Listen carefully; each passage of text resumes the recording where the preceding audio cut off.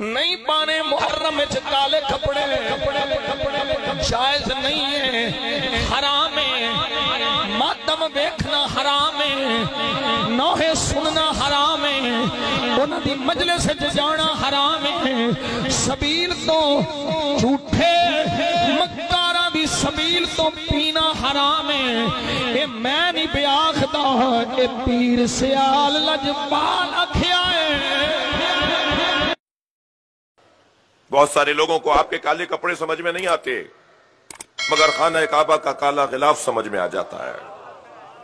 بہت سارے لوگوں کو آپ کے کالے کپڑے سمجھ میں نہیں آتے مگر نبی کی کالی کملی سمجھ میں آ جاتی ہے۔ بہت سارے لوگوں کو آپ کے کالے کپڑے سمجھ میں نہیں آتے مگر ازواج پیغمبر امہات المومنین کی کالی چادریں سمجھ میں آ جاتی ہیں۔ صلوات پڑھنے ذرا محمد والے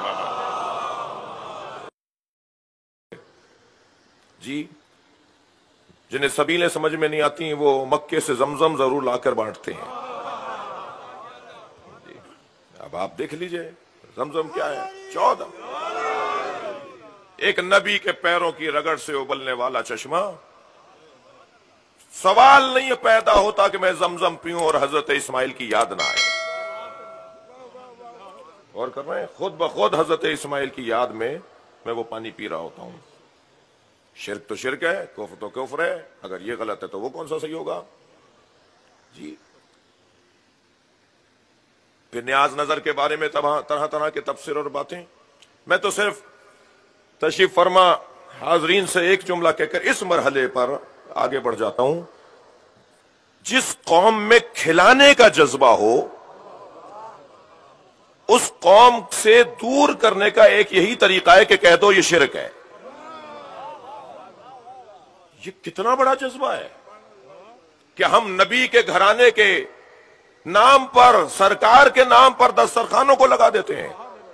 اگر یہ کوئی کہتا ہے کہ غیر خدا کے لیے جانور ذبح کرنا حرام ہے، وہ ذبیحہ حرام ہے، قرآن میں آیت ہے، وہ جانور جو اللہ کے علاوہ کسی نام پر ذبح کیا جائے اس کا کھانا حرام ہے، قرآن میں حرام جانوروں کی 6 جانوروں کا ذکر کیا گیا ہے جو سینگ مار کر ایک دوسرے کو لڑتے ہوئے سینگ لگنے سے مر جائے، جو پہاڑی سے گر جائے، جس پہ دیوار گر جائے۔ اس طرح سے ایک وہ جانور ہے کہ جس کو ذبح کرتے ہوئے اللہ کا نام نہ لیا جاتا ہو۔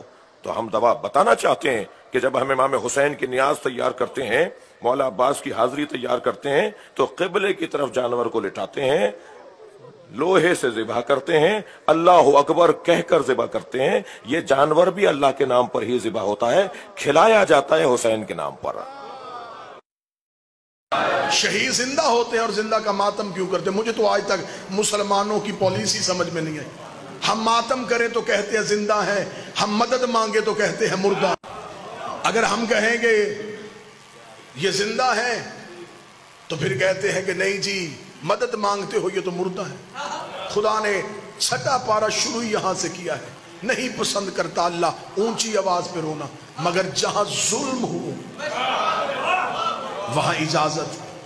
اگر تجھے زندہ کے ماتم کی اتنی تکلیف ہے، یعقوب کو پتا تھا کہ یوسف زندہ ہے، نبی تھا، جانتا تھا بیٹا زندہ ہے، پھر بھی 40 سال رویا، صرف یہ سمجھانے کے لیے کہ مظلوم کو رویا جا سکتا ہے۔ آج ہمیں بندے کہتے ہیں علم سے شفا کیسے مانگ لیتے ہو، کپڑا شفا کیسے دیتا ہے؟ کاش تو نے قرآن پڑھا ہوتا۔ اللہ نے یعقوب کو یوسف کے کرتے سے شفا دی تھی۔ لاکھوں دلائل، ہزاروں دلائل، جناب سارا کا چہرے پہ پیٹنا قرآن سے ثابت ہے۔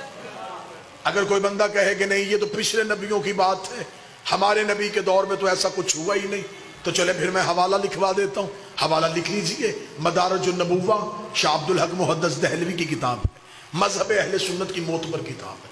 اس میں لکھا ہے جب جنگ احد میں رسول کے چچا حمزہ شہید ہو گئے اور احد کے شہداء کا ماتم مدینے میں ہو رہا تھا۔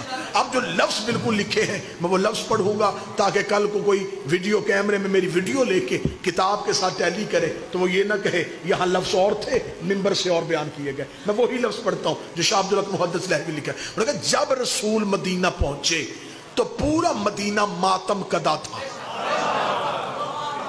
ماتم کدا کہتے ہیں ماتم کرنے والی جگہ، یا میں اس کا آسان لفظ کروں امام بارگاہ۔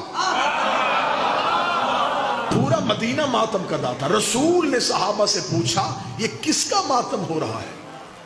تو صحابہ نے کہا یا رسول اللہ یہ احد کے شہداء کے ورثہ اپنے شہداء کے لیے ماتم کر رہے ہیں. رسول نے ٹھنڈی آہ بھر کے, یہ محدث دہلوی کا لفظ, ٹھنڈی آہ بھر کے کہا ہائے میرے چچا حمزہ پہ ماتم کرنے والا کوئی نہیں. یہ کہہ کے رسول گھر گئے. انصار اپنے اپنے گھروں میں گئے, اپنی اپنی عورتوں کو بلایا, بچوں کو اکٹھا کیا اور رسول کے دروازے پہ لے کے آئے. میں جملے پڑھ رہا ہوں مدارج نبوت سے. انصار صحابہ اپنی عورتوں کو لے کے رسول کے دروازے پہ آئے. پہلی ماتمی سنگت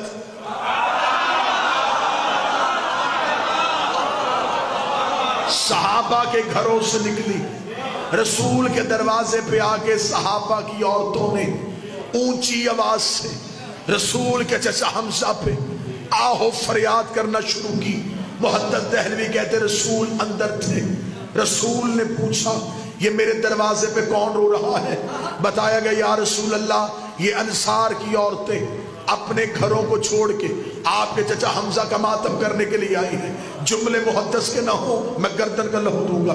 شاہ عبدالحق کہتا ہے رسول نے مصلی پہ دعا کی ہاتھ بلند کر کر میرے اللہ جو میرے چچا کو رونے کے لیے انہیں بھی بخش دے, ان کی اولاد کو بھی بخش دے, ان کی اولاد کو بھی بخش دے, انہیں بھی بخش, ان کی اولاد کو بھی بخش, ان کی اولاد کو بخش. ہر عبادت ایک نسل بچاتی ہے, حسین کا ماتم 3 نسلیں بخشوا دیتی. سنی کتاب سے دلیل, ایک اور دلیل سن لو جلدی جلدی. اب ایسے کرنی کو خبر ہے نبی زندہ ہے, صرف نبی کا دانت زخمی ہوا ہے, ٹوٹا نہیں. آج کے بعد نہ کہنا نبی کا دانت ٹوٹا, ٹوٹنا عیب ہے. رسول بے عیب, دانت ٹوٹ جاتا چہرے میں نقص آ جاتا, جہاں نقص ہو وہ کامل نہیں ہو. دندان مبارک زخمی ہوا. اویس کو خبر پہنچی, رہتا وہ کرن میں تھا, دیکھا پیغمبر کو تھا نہیں, پتھر اٹھایا, پہلا زخمی کیا. ذہن میں آیا کہ شاید نبی کا یہ نہ ہو, پھر دوسرا, پھر ذہن میں شاید یہ بھی نہ ہو, پھر تیسرا. سارے کے سارے توڑے, لہو منہ سے نکل رہا ہے. نبی بیٹھے ہیں مدینے میں, یکدم نبی کے جسم میں جھرجھری آئی.